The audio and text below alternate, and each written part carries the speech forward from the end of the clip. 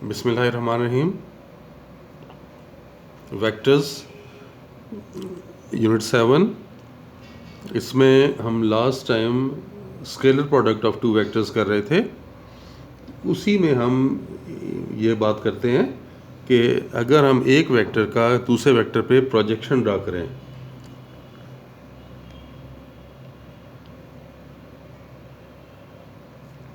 Projection of one vector upon another vector.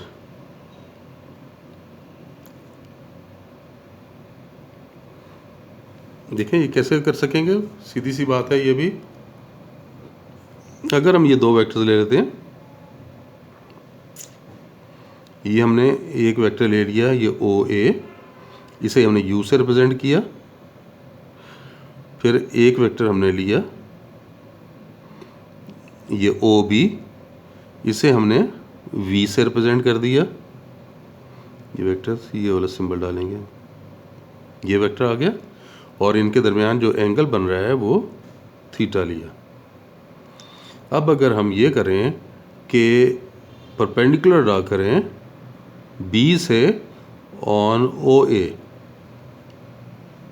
तो इस point को अगर हम ओ एम का नाम दे देते हैं, ये एम है तो ये ओ एम हो गया, ये हमने लिख लिया।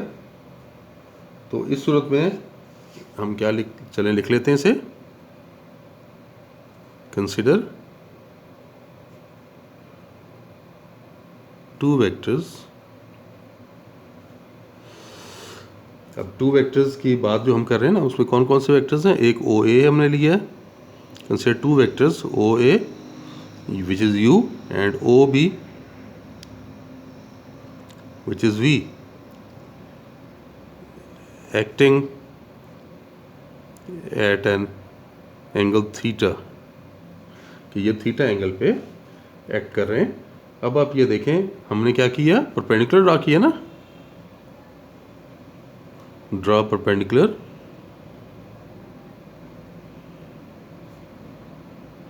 From B on O A, B से हमने ओ ए पे परपेंडिकुलर ड्रा किया। तो उस वक्त में ये क्या कहलाएगा, ये ओ एम जो है ये कहलाएगा। देन ओ एम, ये अगर हम वेक्टर फॉर्म में लिख लेते हैं, या चलें फिलहाल अगर हम इसे स्केलर कंपोनेंट ले लेते हैं, then O M is called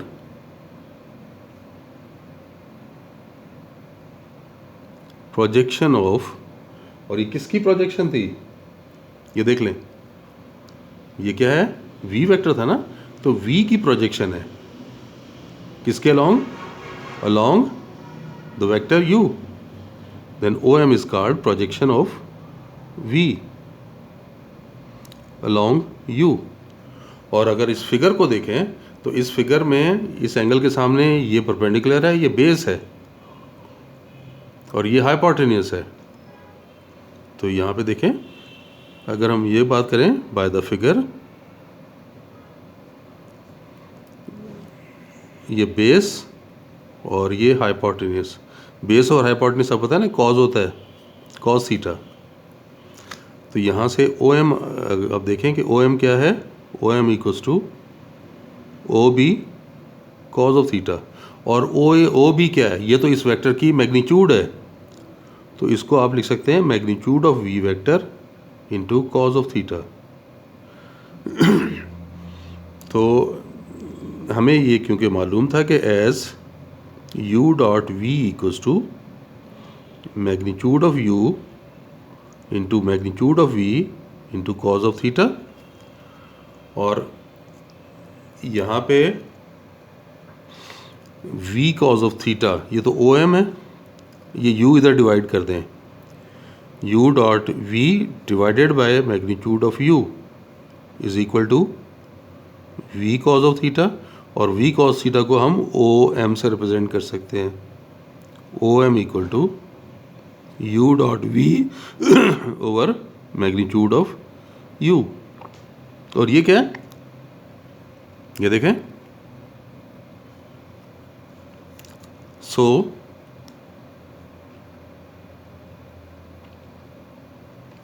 projection of V along U is equal to U dot V over magnitude of U. Similarly करके हम दूसरी बात भी कर सकते हैं. Similarly projection of U along V वो क्या बन जाएगी? U dot V over magnitude of, यहाँ पे क्या, यहाँ U था, यहाँ पे V आ जाएगा. तो ये आपके पास प्रोजेक्शन के लिए भी आ गया कि ये रिज़ल्ट हम अप्लाई कर सकेंगे प्रोजेक्शन फाइंड करने के लिए भी. तो ये हमने प्रोजेक्शन की बात कंप्लीट कर ली. अब हम एक्सरसाइज की तरफ आ जाते हैं.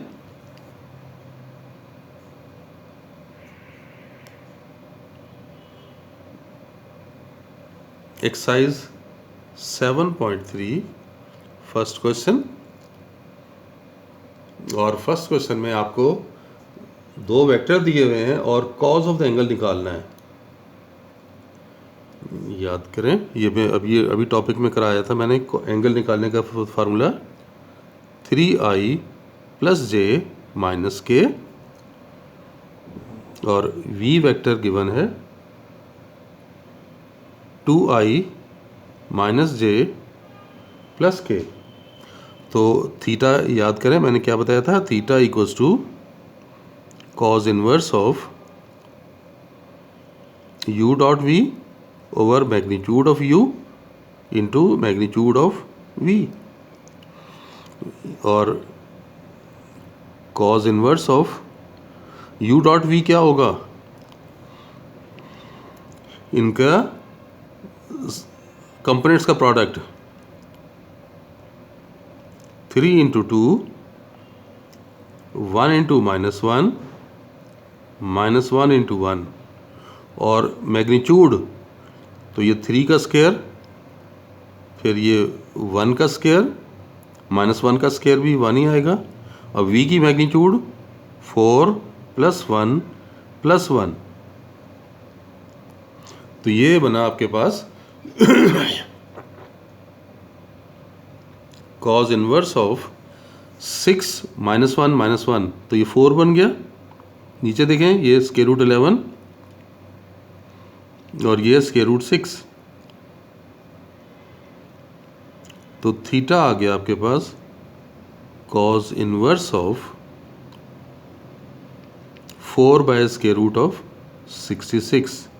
तो ये फर्स्ट क्वेश्चन में तो ये काम आपने करना है कि आपको प्रोजेक्शन के ज़रिए ये जो है एंगल जो है वो कंपोनेंट फॉर्म में वेक्टर दिए हुए हैं, और आपको कहा गया था कि आप उनके दरमियान एंगल बताएं. तो ये फॉर्मूला अप्लाई किया, u dot v over magnitude of u into magnitude of v. और डॉट प्रोडक्ट मैं आपको कंपोनेंट फॉर्म में बता चुका हूँ कि कंपोनेंट फॉर्म में कैसे प्रोडक्ट लेते हैं. i का कंपोनेंट i कंपोनेंट से मल्टीप्लाई होगा, j का कंपोनेंट j के कंपोनेंट से, k का कंपोनेंट k के कंपोनेंट से मल्टीप्लाई होगा, और फिर इनका सम ले लेंगे. तो ये हमने यहाँ पे किया, इनके कंपोनेंट्स के प्रोडक्ट का सम लिया, और नीचे u की मैग्नीट्यूड ये आ गई, v की मैग्नीट्यूड ये आ गई, और इसे सिंप्लीफाई कर लिया. तो इस तरह से ये हमने angle between the two vectors find कर लिया. अब हम नेक्स्ट की तरफ आ जाते हैं, और नेक्स्ट में हमारे पास दिया हुआ है calculate the projection of a along b and projection of b along a. ये भी कर चुके हैं, अभी टॉपिक करवाया मैंने, लेकिन अब इसकी एप्लीकेशन करते हैं. देखें, आपको एक वेक्टर दिया हुआ है a, ये सेकंड पार्ट करा रहा हूँ. a वेक्टर गिवन है 3i plus j minus K, और b वेक्टर गिवन है -2i माइनस जे और प्लस के. ये projection of a along b, ज़रा गौर करें, ये देखें कि अगर ये a है, यहाँ पे ये b है, तो इसका जो प्रोजेक्शन होगा वो क्या बनेगा, a कॉज ऑफ थीटा ना. ये यानी, और a कॉज ऑफ थीटा कैसे बनेगा, a कॉज ऑफ थीटा के लिए b से डिवाइड करना होगा.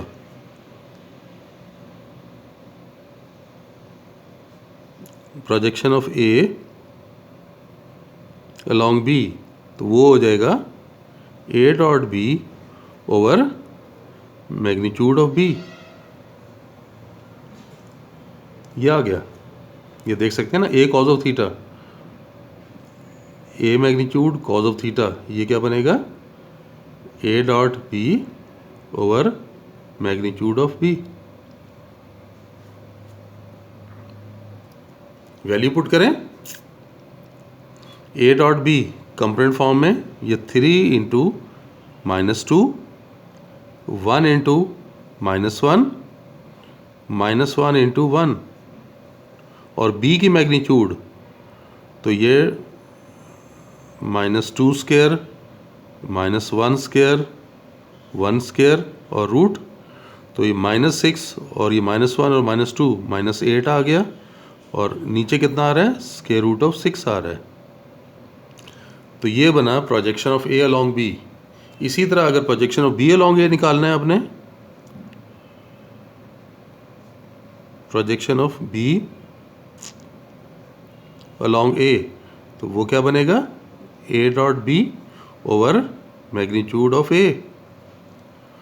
ये आप ले लें यहाँ पे, अब देखें ए डॉट बी तो वही है 3 इंटू -2, फिर 1 इंटू -1, -1 इंटू 1, और नीचे ए की मैग्नीट्यूड 3 स्क्वायर, 1 स्क्वायर, -1 स्क्वायर, तो ऊपर आ गया आपके पास -8, और नीचे कितना है 9, और ये 2, ये 11।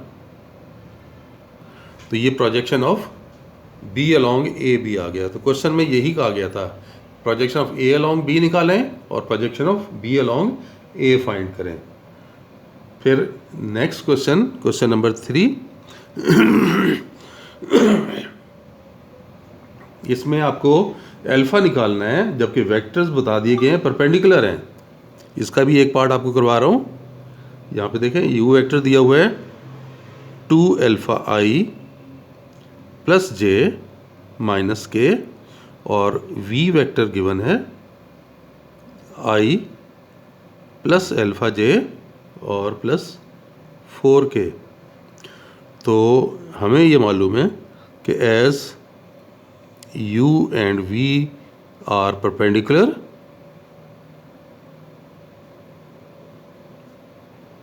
सो u dot v equals to 0। Perpendicular की प्रॉपर्टी हम कर चुके हैं ना कि दो वेक्टर परपेंडिकुलर हो तो उनका डॉट प्रोडक्ट 0 होता है। तो ये 2αi plus J minus K dot i plus alpha J plus 4k equals to 0, और डॉट प्रोडक्ट तो पता है कंपोनेंट मल्टीप्लाई होते हैं, i वाला कंपोनेंट i से मल्टीप्लाई कर रहे हैं, j वाला कंपोनेंट j से मल्टीप्लाई कर रहे हैं, और k वाला कंपोनेंट k के साथ। तो ये आ गया। तो ये 2α प्लस अल्फा 3α, -4 को आप दूसरी तरफ शिफ्ट कर लें तो +4 हो गया। तो अल्फा की वैल्यू आपके पास 4/3 बन गई। तो इस तरह से ये हमने फाइंड कर लिया।